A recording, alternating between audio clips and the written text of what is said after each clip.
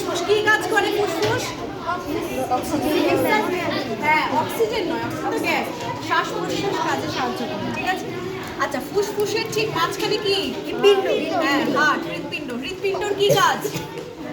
রক্ত পাম্প করা, রক্ত পাম্প করা, একটা মেশিন, কারেক্ট।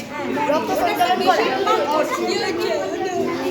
সারা দেহে, সারা দেহে, তার মানে রক্তটাও ছড়াচ্ছে।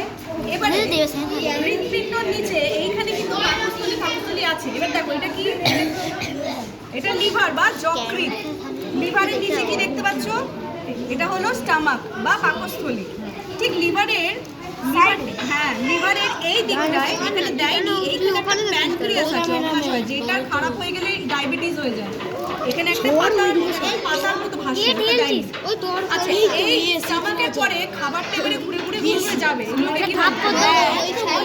একটা ক্ষুদ্রান্ত্র, একটা বৃহদ্রান্ত্র। এটা স্মল ইন্টেস্টাইন, এটা স্মল, এটা লার্জ, ঠিক আছে। দিয়ে শেষে গিয়ে এখানে বায়ু ছিদ্র দিয়ে খাবার বেরিয়ে যায়।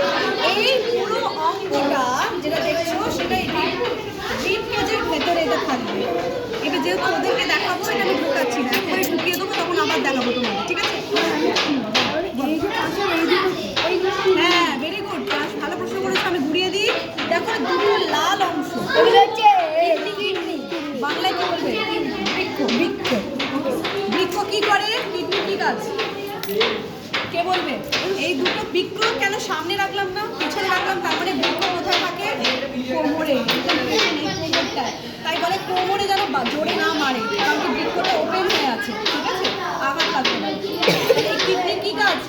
পরিশ্রবণ করে, রক্তকে পরিশ্রবণ করে ছেঁকে রক্ত থেকে ইউরিন তৈরি করে, মূত্র তৈরি করে, ঠিক আছে। বুঝলে? বেশ, এবার নেক্সট ব্যাচকে ডাকো, বক্তি দাও।